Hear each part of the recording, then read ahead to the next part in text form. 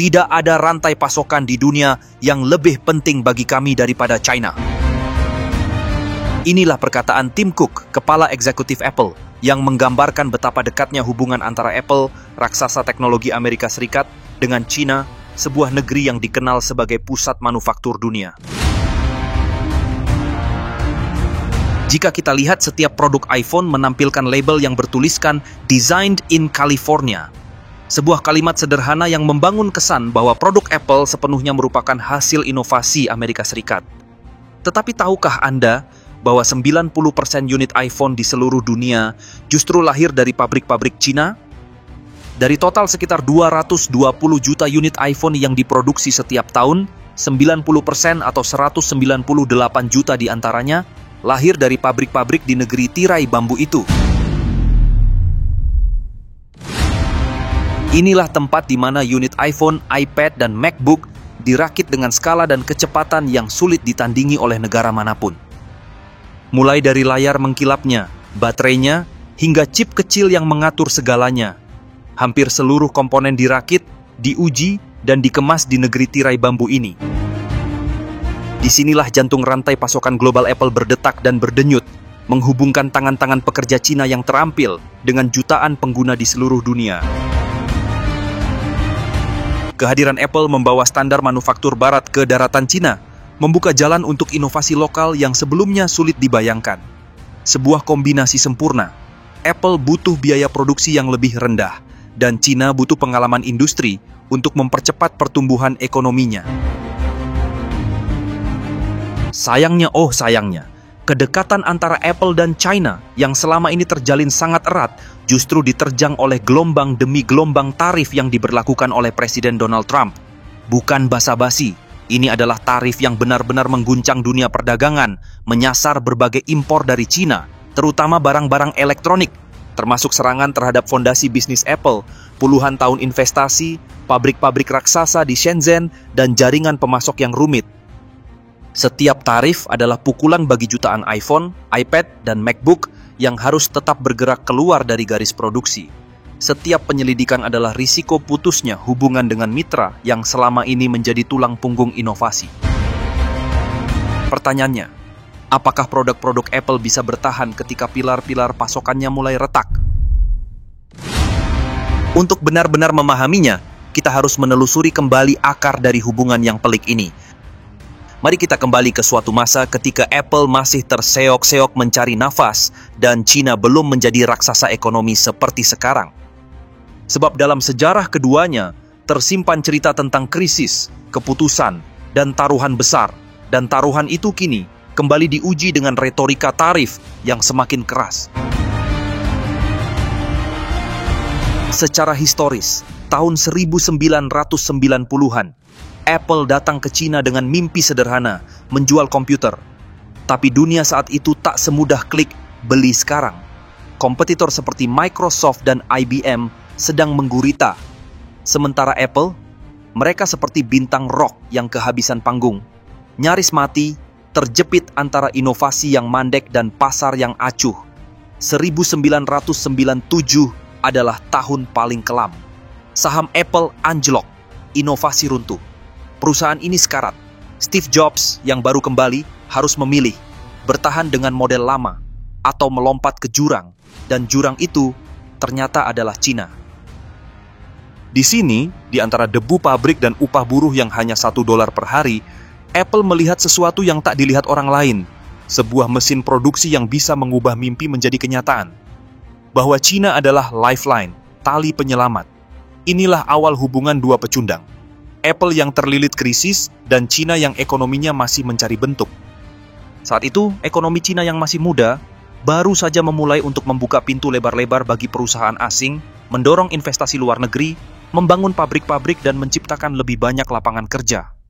Sebuah revolusi industri yang disambut Apple dengan tangan terbuka. Biaya produksi murah ada, tenaga kerja melimpah, tersedia, rantai pasok super kuat, itu bonus. Bagi Apple, ini seperti menemukan jalur pelarian yang sempurna. Apa yang awalnya hanya strategi bertahan hidup, perlahan-lahan berubah menjadi fondasi kekuatan Apple yang kita kenal hari ini. Simbiosis sempurna. China dapat teknologi, Apple dapat kuasa atas produksi global. Terobosan besar terjadi pada tahun 2001. Di tahun ini, Apple akhirnya membentuk kehadiran resminya di China lewat perusahaan dagang yang berpusat di Shanghai. Dari sinilah segalanya mulai berubah. Apple memproduksi barang-barangnya langsung di negeri tirai bambu. Mereka bermitra dengan Foxconn, raksasa elektronik asal Taiwan yang punya jaringan pabrik besar di China. Dari kerjasama itu, lahirlah produksi massal iPod, kemudian iMac, dan akhirnya iPhone. Produk yang mengubah Apple menjadi raksasa teknologi dunia. Namun menariknya, ketika iPhone pertama kali dikonsep, China kala itu sebenarnya masih belum sepenuhnya siap untuk membuat perangkat sekompleks itu. Pabrik-pabriknya belum canggih, rantai pasoknya belum terintegrasi, dan kemampuan teknologinya belum setara dengan kebutuhan Apple. Maka Apple tidak tinggal diam. Alih-alih mencari pabrik yang sudah jadi, Apple menciptakan sendiri ekosistem produksinya. Mereka membimbing, membentuk, bahkan mendorong perusahaan-perusahaan kecil untuk menjadi superstar manufaktur. Pakar rantai pasokan, Lin Sweeping, menceritakan salah satu contohnya, perusahaan bernama Beijing Jingdiao.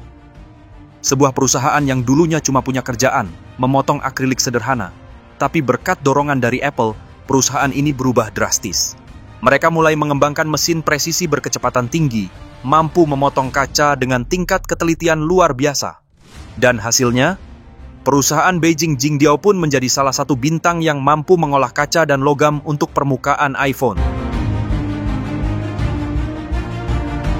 Tahun 2008 menjadi momen penting. Di tengah gegap gempita Olimpiade Beijing, Apple membuka toko pertamanya di China. Sebuah langkah simbolis di saat hubungan China dan Barat mencapai puncak kehangatannya. Toko itu bukan sekedar tempat belanja. Toko itu menjadi magnet. Antrean panjang di depan pintu segera menjadi pemandangan yang lumrah. Dalam waktu singkat, jumlah toko Apple di China pun membengkak menjadi 50 gerai, tersebar di kota-kota besar. Bersamaan dengan meningkatnya keuntungan Apple, lini produksi mereka di China juga tumbuh begitu pesat. Foxconn, mitra andalan Apple, memperluas operasinya dan membangun pabrik iPhone terbesar di dunia, di Zhengzhou. Pabrik raksasa ini begitu dominan, hingga kota itu akhirnya dijuluki sebagai kota iPhone. Bagi China yang saat itu sedang melesat menuju status ekonomi dunia pertama, Apple menjadi lebih dari sekedar brand. Ia adalah simbol kejayaan, lambang teknologi yang sederhana, orisinal, dan mempesona. Dan saat ini, sebagian besar iPhone, produk yang menjadi tulang punggung Apple, masih diproduksi oleh Foxconn. Chip canggih yang menggerakkan perangkat itu dibuat di Taiwan oleh TSMC, produsen chip terbesar di dunia. Dan proses pembuatannya tidak kalah penting, bergantung pada logam tanah jarang atau rare earth milik China, material strategis yang banyak digunakan dalam audio, kamera, dan berbagai fitur iPhone. Data terbaru bahkan menunjukkan dari 187 pemasok utama Apple pada tahun 2024, sekitar 150 diantaranya memiliki pabrik di China.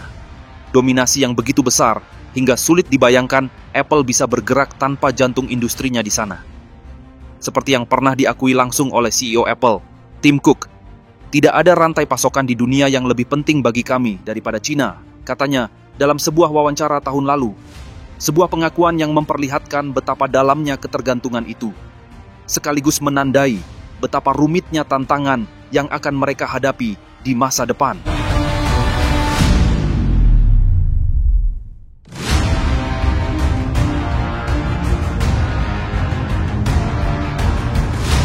Pada masa jabatan pertama Donald Trump, dari tahun 2017 hingga tahun 2021, Apple mendapatkan pengecualian tarif yang dikenakannya terhadap China. Sebuah keistimewaan langka di tengah perang dagang yang memanas.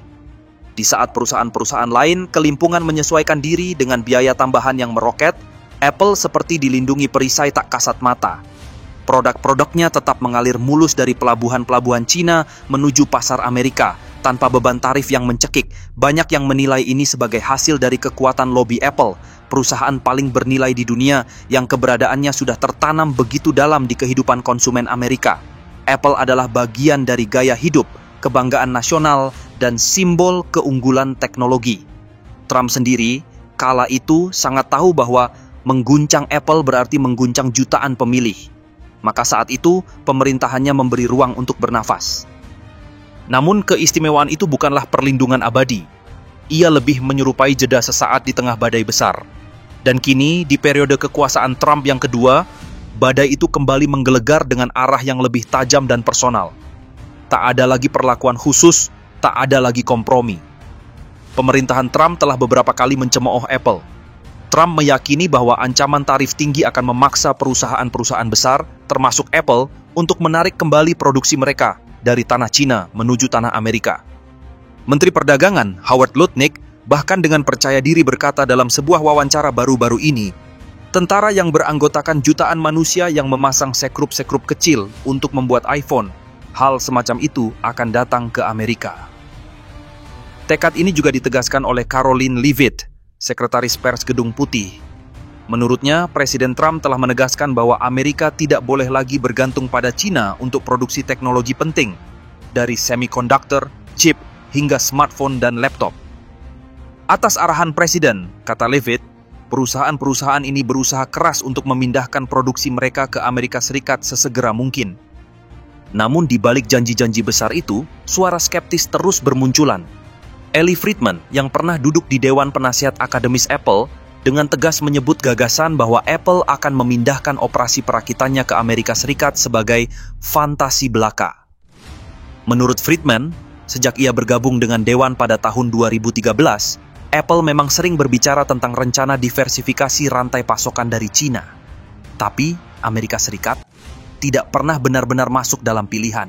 Lebih dari 1 dekade berlalu dan Friedman melihat sendiri, Apple bergerak sangat lambat. Upaya nyata baru terlihat setelah pandemi, ketika kebijakan lockdown ketat di Cina menghantam hasil manufaktur Apple dan mengguncang stabilitas rantai pasokannya. Bahkan setelah tekanan besar itu, arah pergerakan Apple tetap jelas. Bukan ke Amerika, melainkan ke negara-negara seperti Vietnam dan India. Meski begitu, sebagian besar perakitan iPhone dan perangkat Apple lainnya masih bertahan di Cina hingga hari ini. Apple sendiri tidak memberikan tanggapan atas pertanyaan media terkait perubahan ini. Namun, dalam pernyataan resminya di situs web perusahaan, Apple menegaskan bahwa rantai pasokan mereka kini mencakup ribuan bisnis di lebih dari 50 negara. Sebuah pengakuan yang sekaligus memperlihatkan satu hal. Meskipun dunia berubah dan tekanan politik datang dari segala arah, Cina tetap menjadi pusat gravitasi dalam perjalanan global Apple, setidaknya untuk saat ini.